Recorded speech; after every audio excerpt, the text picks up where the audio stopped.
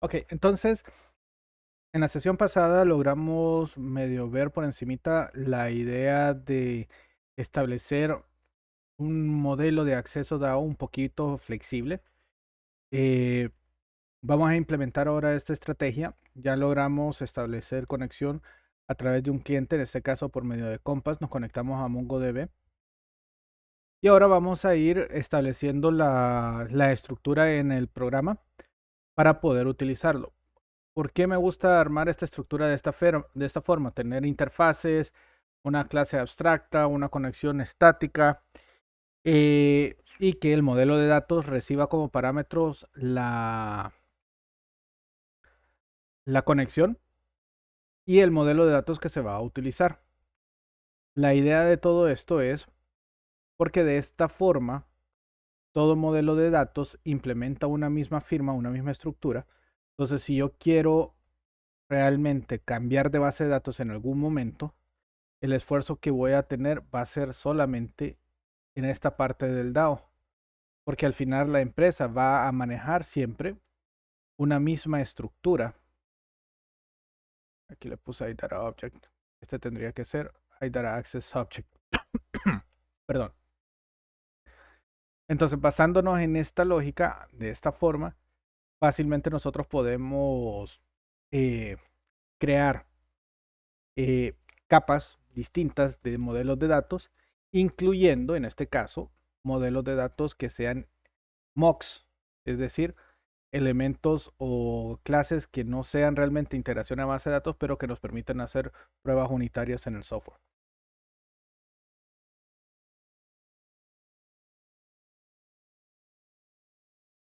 Ok, ahorita estoy mostrando el diagrama y esto es lo que vamos a implementar. Primero vamos a crear, bueno, les voy a mostrar porque ya tengo un poco avanzado aquí. Estas dos interfaces se las voy a explicar. Vamos a crear la conexión. Vamos a probar la conexión antes de poder crear el modelo de datos y los demás elementos para poder definir, ok, ahora sí, ya me puedo conectar a la base de datos y mi aplicación está conectada ya definitivamente. De la misma forma, esta conexión vamos a aplicar un patrón que se llama singleton para evitar tener que en cada modelo de datos crear una nueva instancia de la conexión, el cual en un ámbito de alta concurrencia es perjudicial porque la base de datos como tal tiene un límite de la cantidad de conexiones. Si queremos manejarlo adecuadamente o le metemos pisto al servidor aumentando los recursos o simplemente no agregamos tantas conexiones al modelo. ¿Alguna pregunta hasta aquí?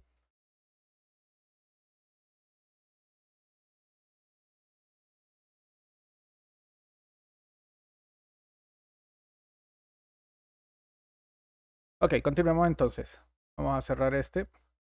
Bueno, no, ahí lo voy a dejar para referencias futuras. Ok, vamos a empezar con la IDB conexión. Eso es una interfaz sencilla. Esta la vamos a ubicar dentro de DAO, la carpeta DAO. Ahí creo la IDB conexión y simplemente tiene un método, getConnections. ¿Por qué queremos este método así, getConnections? Porque de esa forma, como les digo, cualquier instancia o conexión que nosotros enviemos a un modelo de datos va a tener exactamente la misma firma, la misma estructura y de esa forma la implementación de esa conexión va a ser básica, interna y sin ningún cambio más que la implementación como tal. En este caso vamos a usar MongoDB, entonces vamos a empezar instalando la dependencia. El cliente que vamos a utilizar, y ojo, para ámbitos de esta clase está prohibido Mongoose, para los que les gusta usar ORMs. Eh, no es malo, es muy bueno, facilita algunas cosas, mantiene estructurados ciertos elementos, pero a la hora de la hora le agrega una capa adicional, algunas restricciones que no son necesarias tener. Entonces vamos a instalar npm install MongoDB. Esa es la instrucción. Voy a compartir por chat.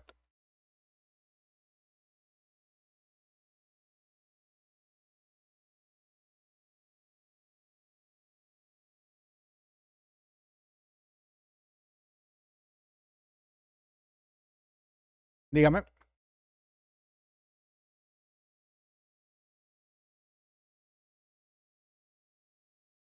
Sí, sí, todo esto va al repositorio. Listo. Ok, entonces aquí exportamos una interfase. Esta interfase con TypeScript lo que hace internamente en JavaScript, pues no es nada en absoluto. Esto más que todo es para TypeScript para decirle todo lo que implementa IDB conexión va a tener el método getConnection.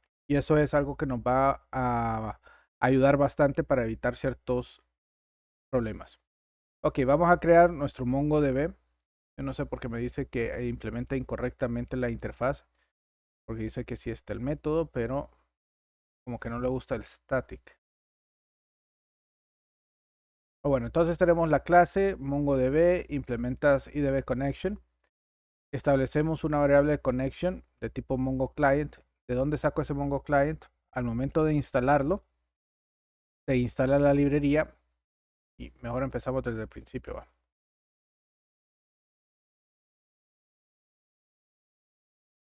Ok, importamos la interfase que tenemos. Luego importamos el objeto que nos va a permitir hacer la conexión de la librería de MongoDB. Esta librería es nativa, entonces Mongo Client es simplemente la clase que nos permite hacer conexiones a MongoDB. Simple. Como les digo, está prohibido usar Mongoose en el ámbito de esta clase. Afuera ustedes pueden hacer. Mongoose, a la hora de la hora, utiliza Mongo Client. Es una capa de lógica que está encima y utiliza Mongo Client para conectar, MongoDB para conectarse al cliente. O sea que no es que se salva. Aquí estamos a lo más bajo nivel y lo más flexible que podemos encontrar. Aquí vamos a entrar a dos términos interesantes. En estos casos, como les mencionaba, la idea es de que esta aplicación pueda pasar por un estado de calidad, un estado de prueba ya definitivas y un estado de producción. ¿A qué me refiero? Tres ambientes distintos, tres lugares distintos con tres, por así decir, las bases de datos distintas para mantener la integridad de la data. Entonces, es lo que no debemos hacer en ningún programa es quemar información sensible sobre el código fuente. ¿Qué información sensible? Conexiones a la base de datos, credenciales, tokens para acceder a APIs, eh, llaves para poder generar consultas o registrar proyectos a una plataforma. Todo eso no debe de ir en el código fuente. Dos razones. Uno, es vulnerable y dos, si lo publican a GitHub, va a estar disponible para todo el público que quiera ver su repositorio y GitHub, para protegerlo, le bloquea su cuenta y cuesta un mundo de bloquearla. Experiencia hablando. Entonces, no metan información sensible en el código fuente. Pero si ocupamos la conexión, ocupamos un usuario, ocupamos una base de datos, ¿de dónde la sacamos? En este caso, usamos variables de ambiente. En toda plataforma de distribución o de hosting, ustedes pueden configurar variables de ambiente. ¿Qué hace la variable de ambiente en sí? Guardar solamente en el lugar donde se está ejecutando el proceso ciertos elementos guardados en el sistema operativo, en memoria y que el proceso puede leer. ¿Cómo definimos variables de ambiente en nuestro caso? Vamos a crear un archivito en la raíz y le vamos a llamar .env. Este .env no se va a subir, está ignorado por GitHub. En el archivo gitignore, ustedes pueden buscarlo. En ese archivo no van a encontrar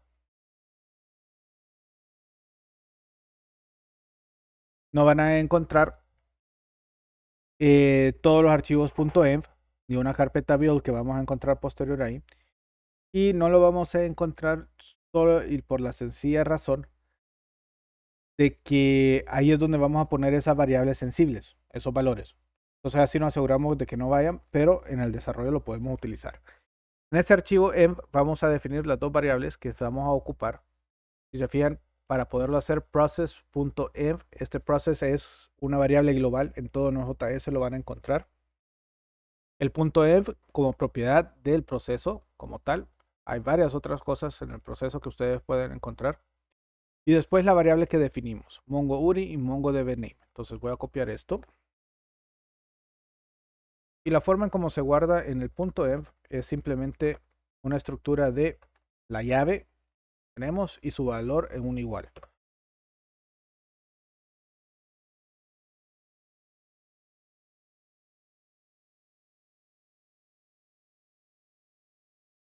Ok, ahora, ahí tenemos otro reto. ¿Cómo hacemos para que todos nuestros desarrolladores o toda la parte de nuestro equipo, porque no solamente es uno, pueda tener acceso a por lo menos saber qué variables se tienen que definir en el ambiente y no estar perdiendo tiempo en, mira que no me corre, me dice que me hace falta esta variable, mira que no puedo tener acceso aquí.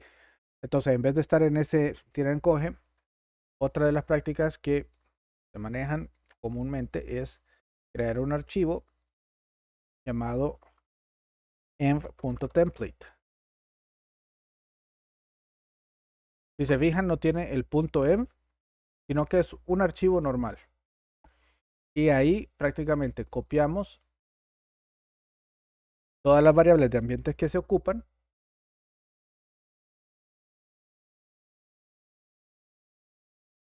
sin valores.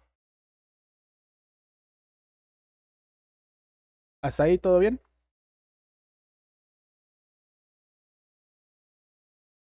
Ok, establezcamos los valores entonces. DB URI es la URI en la que vamos a conectarnos. Es la misma que sacamos la vez pasada. Voy a abrir Compass para que lo veamos. Que ya me quedó guardada ahí.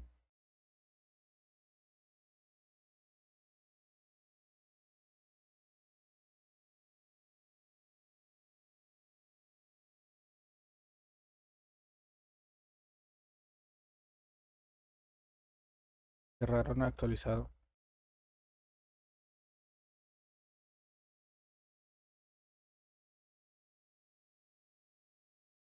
Correcto, solo es ese.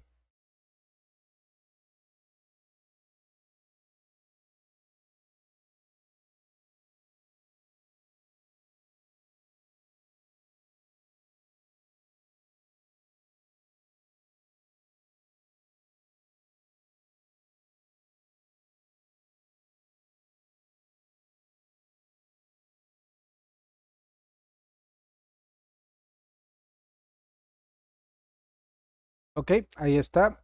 Entonces tengo la conexión de seminario de software.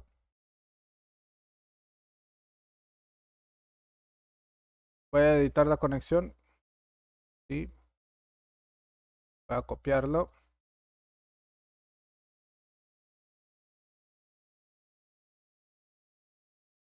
Sí, correcto, es este.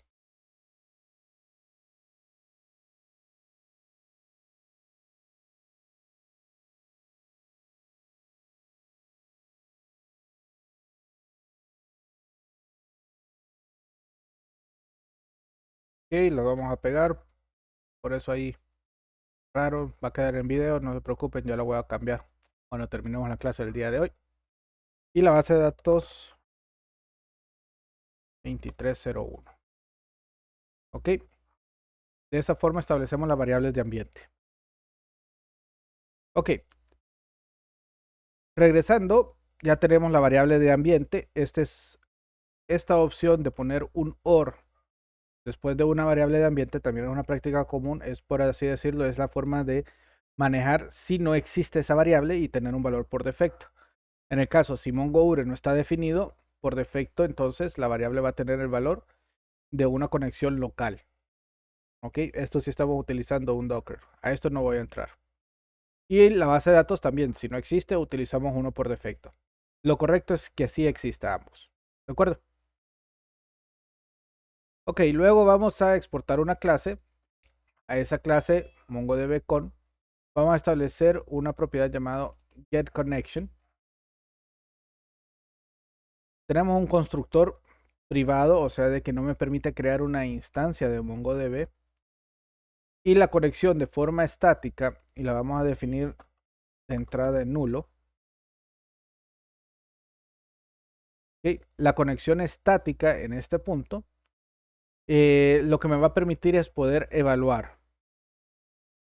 Cuando mando a llamar el getConnection de esta clase, utilizando static, el disconnection me va a evaluar a nulo Entonces, si es nulo y lo negamos, es verdadero, va a entrar a realizar la conexión a través del Mongo URI. Y si la conexión es exitosa, vamos a setear esa conexión con la conexión que me devuelve el Mongo Client, esta conexión estática, y vamos a retornar la base de datos, el objeto de base de datos, esto es una DB directamente, para poder conectarnos a ella y poder empezar a realizar tareas directamente.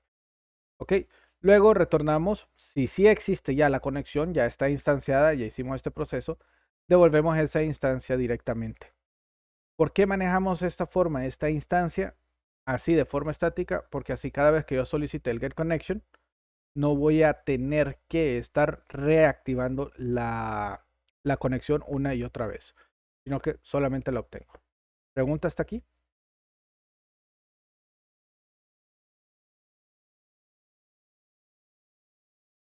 No, sí, me da miedo el examen. No, ¿verdad?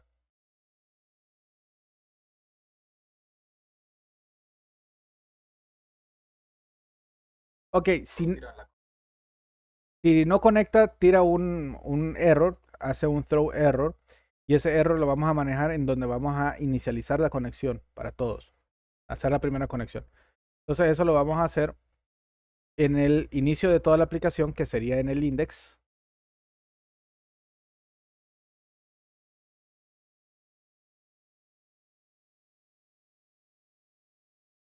Ok, así como hacemos el create server, vamos a importar, nada más que de DAO,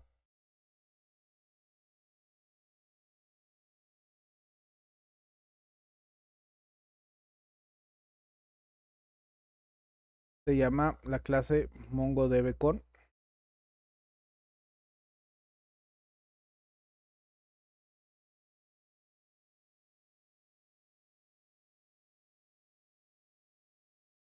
@DAO leca MongoDBCon. Ok, una vez que tenemos eso, si se fijan aquí hay un start server que se jala. Entonces vamos a hacer lo siguiente. Como MongoCon es un get connection el que voy a ocupar, voy a establecer if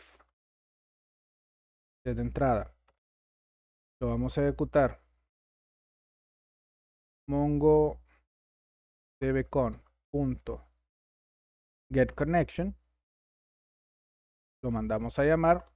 Si me devuelve la base de datos, entonces iniciaremos el start server. Si no me devuelve la base de datos, simplemente no arranca. Y podemos poner un console.error y vamos a ponerle no se pudo conectar a la TV. Ya con esto específico podemos probar, ya de un solo, ok, correrlo. Entonces vamos a correr nuestro dev.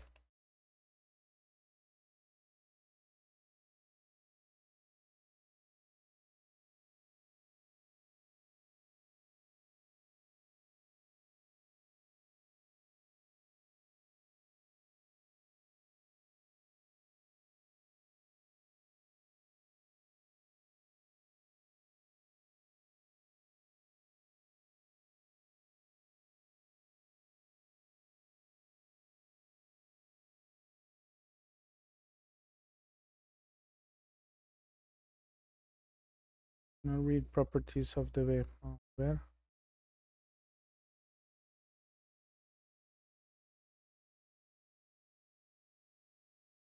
Dice en línea 1926.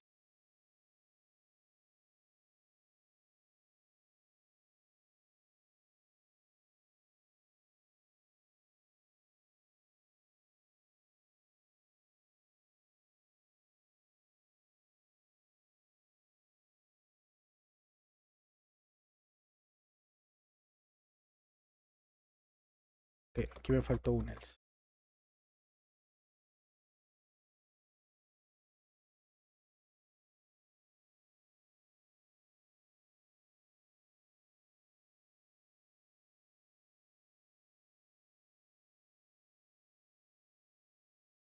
Hagámoslo un poquito menos complicado con esto.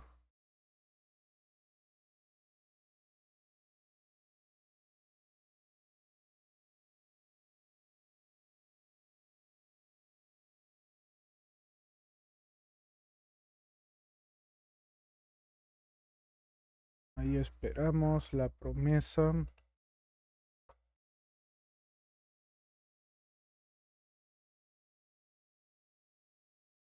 Y aquí retornamos. No ocupamos retornar ya que estamos esperando. Damos el.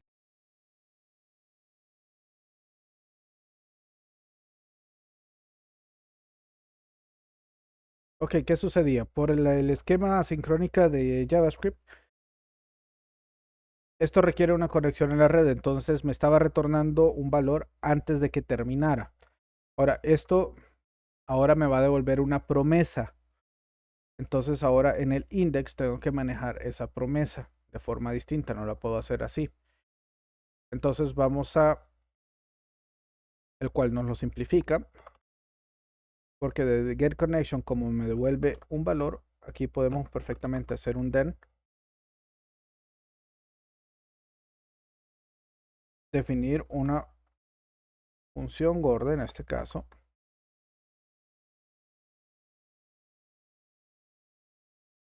y después el start server.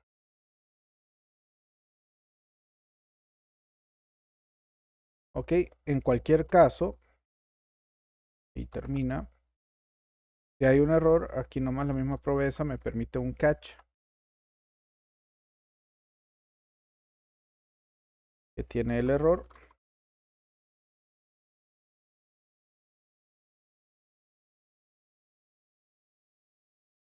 Y eso me permite correr el código.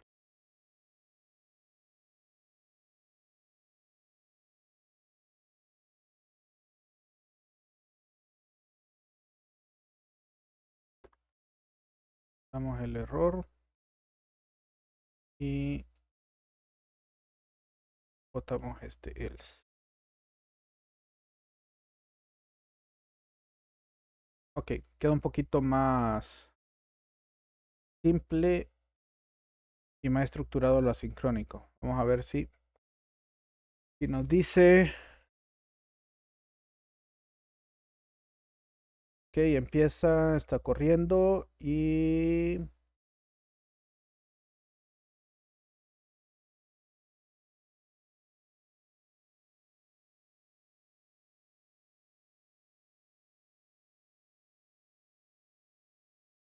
vamos a ver.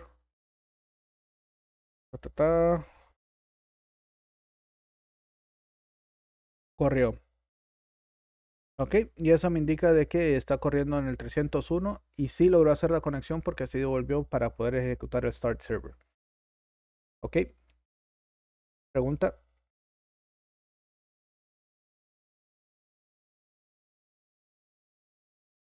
Ok, buena pregunta. En este caso, vamos a ver si abro mi pizarrita aquí.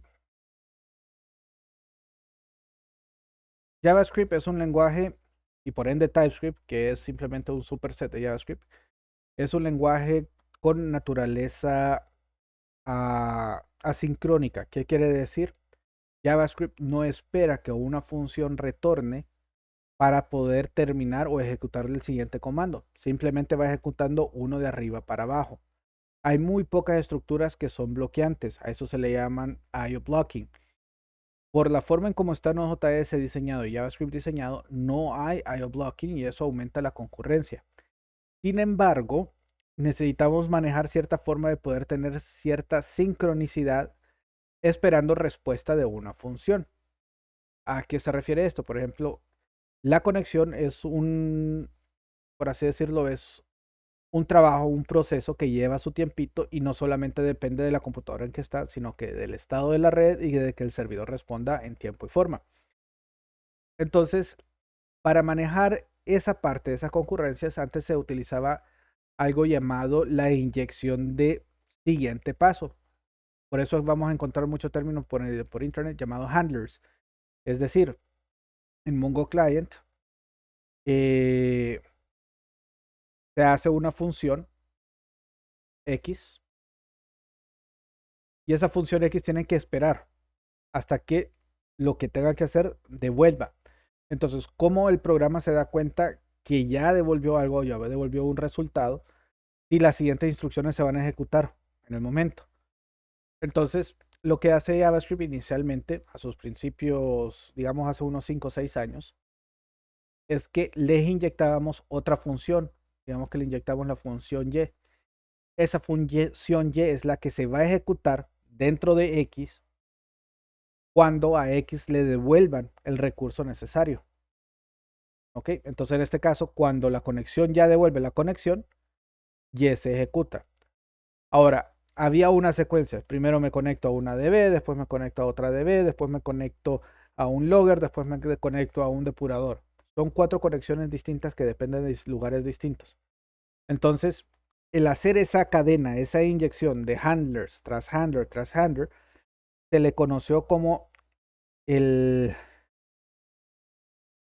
annotated hell, el annotated function hell, porque hacer de esa forma la estructura, yo llegué a ver códigos en donde esta parte hacía algo, conectamos a la base de datos, nos conectamos, ahora hacemos algo, ejecutamos, ahora tenemos que guardar a la base de datos, volvemos a hacer otro handler en medio, entonces se miraba de que iban chunks metidos uno dentro del otro y el mantenimiento de eso era horrible.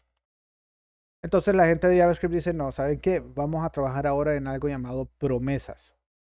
Entonces, la promesa de forma nativa solo tiene dos cosas, se resuelve o se rechaza. Cuando se resuelve, se ejecuta la función que queda registrado en los den. ¿Okay? Y tiene más lógica. Haz la conexión, luego inicia el servidor. Y cuando se hace el rechazo, se captura en la función que se registra dentro del catch. Haz la conexión, captura el error y muestra el error. Pero estos registros están esperando. Y estos se pueden anidar. Por ejemplo, después de iniciar el servidor, digamos que yo quiero mandar un mensaje. Entonces yo puedo poner otro den. Y después otro den y después otro den. Entonces tener varios dens que lo que hace es de que esta ejecución devuelve otra promesa en otro den y esa ejecución devuelve otra promesa en el otro den y al final el mismo cache agarra los errores de cualquiera de las promesas. Eso es fabuloso. Otra de las cosas que nos permite las promesas es que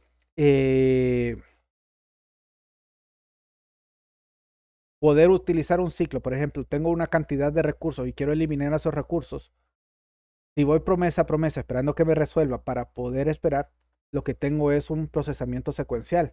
Es decir, voy a borrar 1 hasta que ese 1 se borre, voy a borrar 2 y hasta que ese 2 se borre, voy a borrar 3. Entonces lo que hago es, no, ¿saben qué? Tengo un arreglo, ahí está 1, 2, 3, entonces con ese 1, 2, 3 voy a acumular en un arreglo las promesas de esos 3 y voy a utilizar una función llamada promise.all y el promise.all va a lanzar la ejecución de esas 3 promesas en paralelo. Entonces ya no tengo que esperar. Entonces, al hacer eso en paralelo, se ejecuta en la base de datos 3 instrucciones de forma aislada y cuando esas 3 me respondan, como en paralelo, es en tiempo reducido totalmente. Y me regresa un den la respuesta de los 3 cuando termine. ¿Sí me explico? Entonces, el den es un método de una promesa. ¿Cómo sé que tengo una promesa? Vamos a borrar aquí. Yo me pongo sobre connection, ustedes van a ver que me dice una promesa de DB. Es lo que me va a devolver. Pero yo solo estoy revolviendo el connection.getDB. Pero declaré esta función como async. Porque posteriormente decimos, esa promesa den puede llegar a confundir. Entonces hagámoslo distinto. Hagamos el async El async es una promesa lo que me va a devolver, pero con el await yo estoy diciéndole, ok, este connection client Mongo URI, atrás de este await, el den y el resultado que caiga en el den me lo va a asignar a la variable. Entonces aquí se queda esperando hasta que termine de conectarse y esa conexión me la asigna de un solo. Pero para poder utilizar el await yo necesito declararla como sync, y para declararla como sync y utilizarla yo tengo que o sea, me devuelve la promesa, trabajarlo como promesa. Ahora sí, ¿queda más claro? En Internet hay bastante documentación sobre promesas, sobre la sync, el await, pero eso es simplemente mecanismos para manejar la forma asincrónica en que JavaScript procesa toda la información. Cerramos ese paréntesis. Listo. Ok. Entonces, en este punto, nosotros ya tenemos la conexión a la base de datos. Según el diagrama, nosotros ya abrimos la interfase y la conexión que me va a brindar este elemento. Ahora necesito crear la interfase para el Access Object. Este simplemente me va a exponer qué métodos yo puedo utilizar hacia esta conexión, hacia esa base de datos, bajo un nombre. ¿Por qué? Porque cada driver tiene su forma única de trabajar las cosas. Por ejemplo, en SQLite yo tengo que usar el execute o execute prepare statement. Si estoy utilizando con MariaDB, tengo que utilizar el query para poder ejecutar cualquier tipo de query. Si estoy usando MongoDB, hay varios. Está find all, find by ID, find one. Está el update, está el delete one document, delete all documents. Hay un montón. Entonces lo que hacemos con esta interfaz y con la clase abstracta es simplemente reducir y adaptar todas esas distintas interfaces que nos brindan los drivers a una sola. Entonces, ¿qué quiere decir? Yo aquí en iDataAccess, a abrirlo, tengo yo IDB Connection. No lo tengo. Vamos a crearlo. Entonces, como es algo, vamos a crear el new file. Se llama iDataAccess Object. Si se fijan, Data Access Object, DAO. Por eso es que utilizo DAO en muchos de los archivos que estamos ahí manejando. Ok, con el iDataAccess Object, lo que vamos a hacer es definir las funciones comunes. Entonces,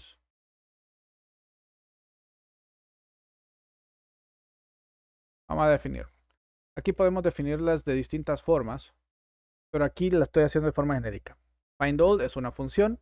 Find by ID, buscar por ID, otra función. Crear, actualizar, borrar. Find by filter, aquí le vamos a agregar filtros adicionales. Find one by filter para que de los filtros solamente devuelva uno. El aggregate es para hacer algún agregado. Get connection es para poder obtener la conexión que está en el modelo de datos. Este caso es un poquito complicado porque hay situaciones en donde sí ocupamos mandar ya directamente la sentencia que queremos hacer. Entonces, con este get connection nos funciona. Y el raw update es para poder mandar updates distintos al update tradicional. Que más que todo es por cuestiones de tratar de hacer updates más complicados. Entonces, todas estas son funciones de esta interfaz. Entonces, si yo uso una base de datos SQLite, la librería no le interesa, simplemente va a utilizar cualquiera de estos métodos para interactuar con esa base de datos. Si estoy usando MongoDB, cualquiera de estos. Todos estos métodos lo que van a hacer es encapsular la información o la forma en cómo el driver implementa esta acción que yo quiero realizar por este método. ¿Queda claro?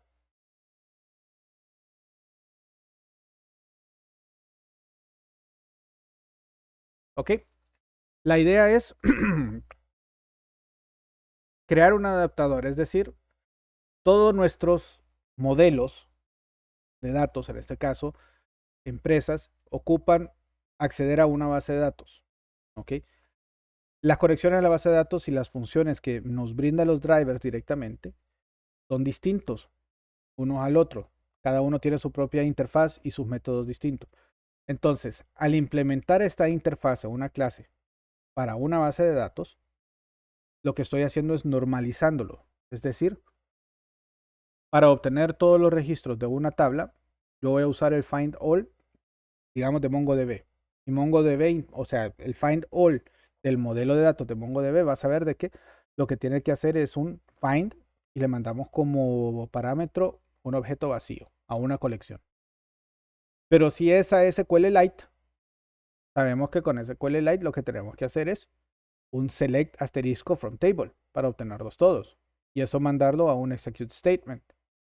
Entonces, a la librería no le interesa saber o tener la diferenciación entre qué base de datos está usando. Simplemente dice, ok, este es mi modelo de datos que voy a utilizar. Mi modelo de datos va a cumplir con toda esta estructura. Por tanto, si yo quiero obtener los registros, solo voy a mandar a llamar el find all y me va a devolver esos registros. ¿Ok?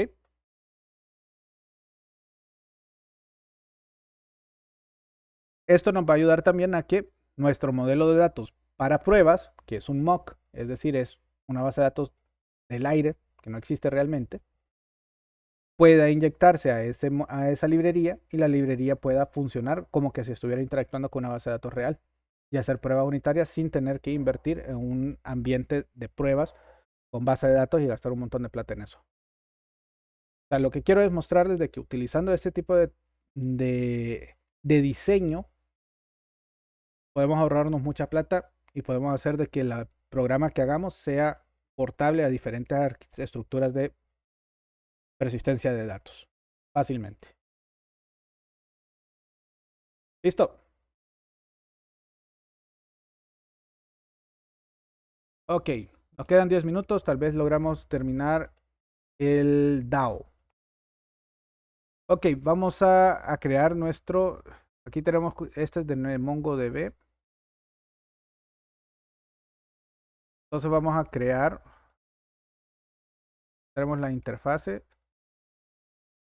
Vamos a crear entonces ahora el DAO base. Y esta es una clase abstracta, ya que esta no se puede instanciar, sino que la tengo que instanciar directamente en cada uno de los, o sea, heredarlo e instanciarlo.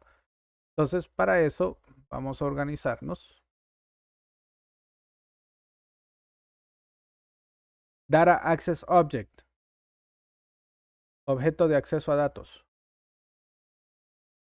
Entonces creamos el Mongo DAO base.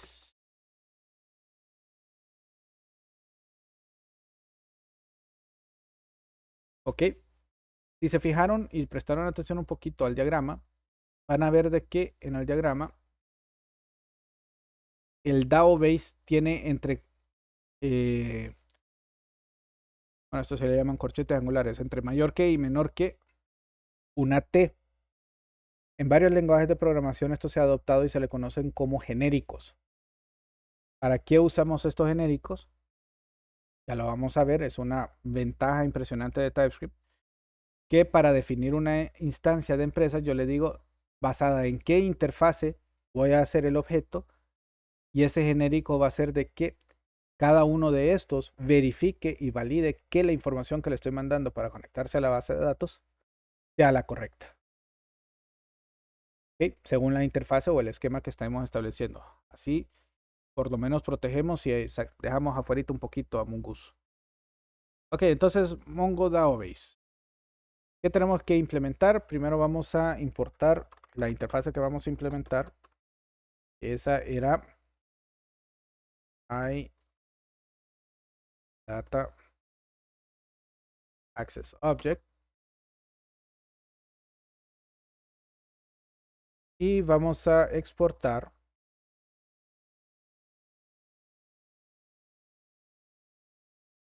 una clase abstracta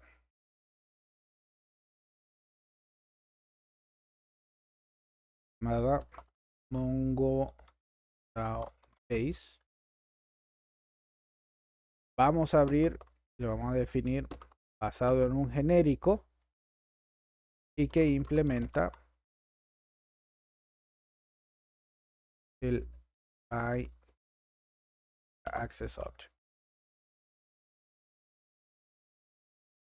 Desde un principio me va a decir, ¿sabes qué? Ni porra, no puede ser porque no estás implementando find all, find by d, create update y algo más. Si queremos ya la definición de un solo, lo bonito de eso es de que con un quick fix que me aparece por ahí, me corta, aquí está, le digo implementar la interfase y me agrega todas las cosas que yo tengo que implementar. ¿Ok?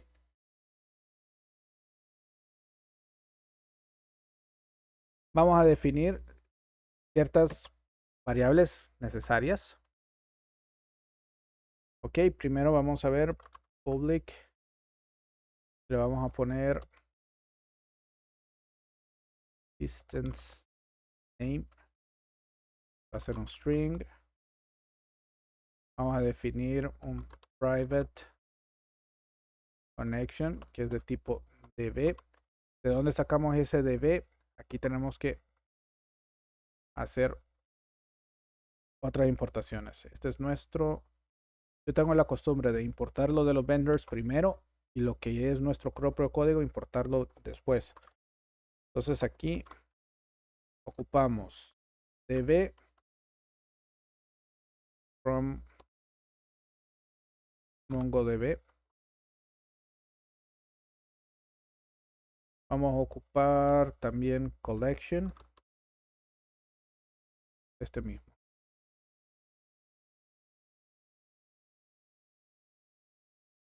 Y vamos a ocupar document.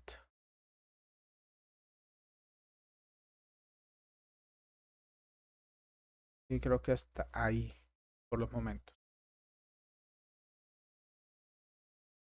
Ah, el object ID, que es el identificador.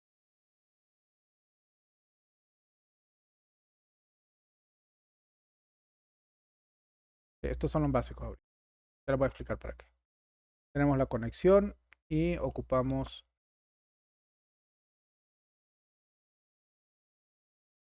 la colección como tal, que va a ser una colección de MongoDB basado en el genérico que viene.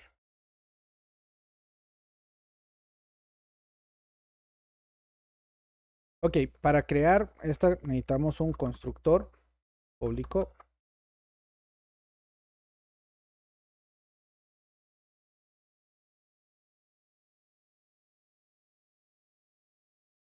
Y aquí ocupamos el, si queremos, llamémosle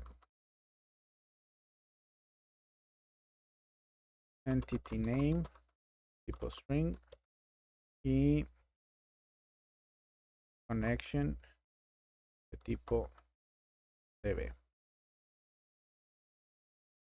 ¿Alguien tenía una pregunta o un micrófono? Uy, ya se nos acabó el tiempo.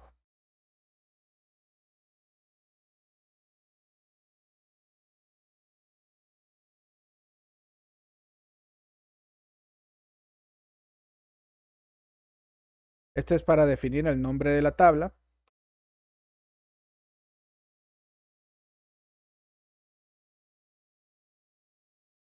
Este es para guardar la conexión. Luego, en el mismo constructor, como hay una colección, vamos a venir y le decimos this.collection. Esto ya es un método propio de MongoDB.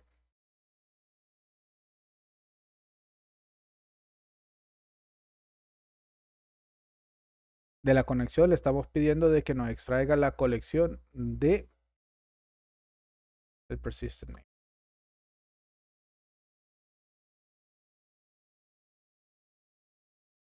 Ok. Con esta colección ya establecida, prácticamente nosotros tenemos acceso a obtener la información de esa colección, a guardar, a manipular y todos los demás elementos. Por aquí está un get connection y lo único que tenemos que hacer aquí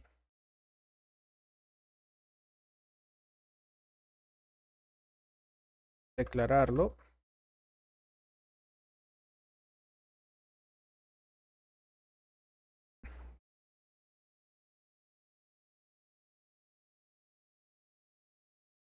que someone return this to the connection. Punto. Y para hacer el find all, tampoco ocupamos mucho.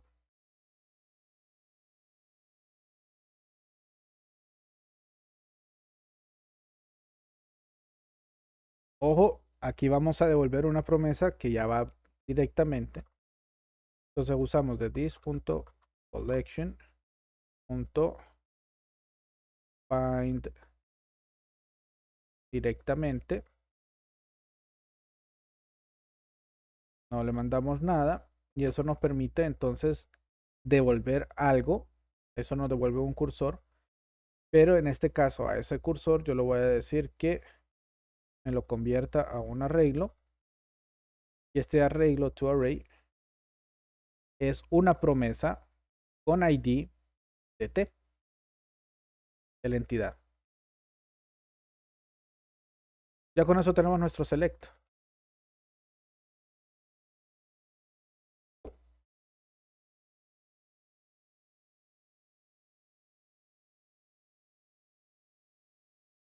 Find by ID, ahí ocupamos el object ID.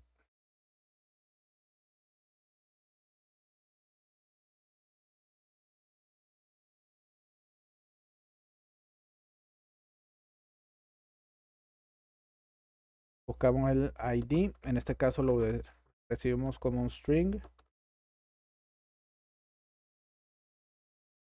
Creamos query.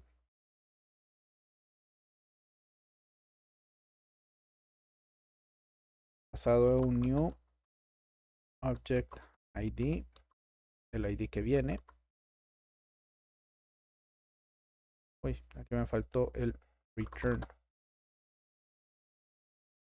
Y hacemos un return de this.section.find one. Enviamos el query como parámetro. Y este find one con el query devuelve, si ustedes observan, una promesa with ID solamente de un elemento. Nada más.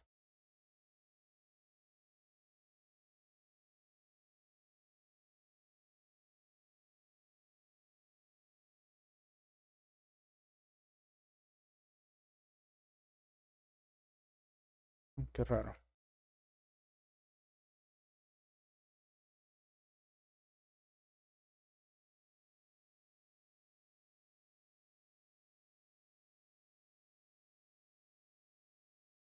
Filter T.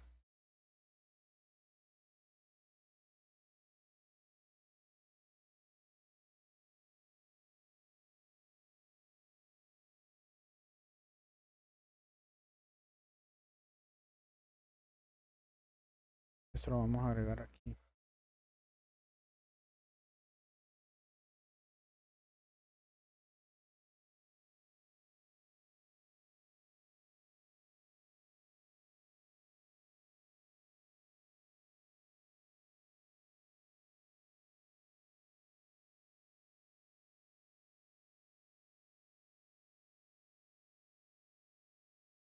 Raro.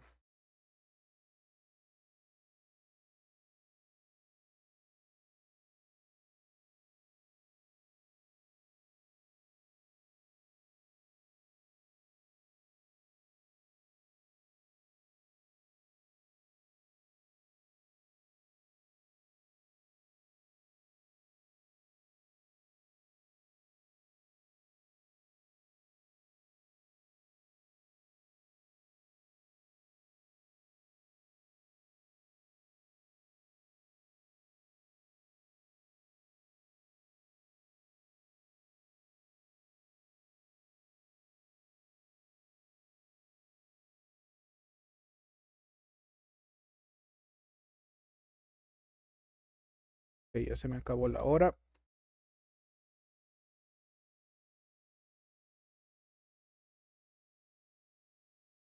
Mañana terminamos.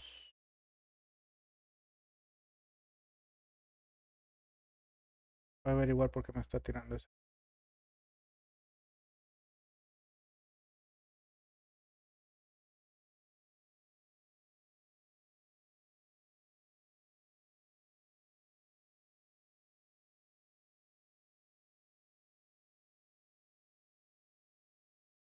Ujú. Y no me deja así. Ok, voy a confirmar esto como se hace. El día de mañana ya está listo. Voy a subirlo ahorita, terminando la clase, para que esté en el repositorio. Tengan buenas noches. Buenas noches.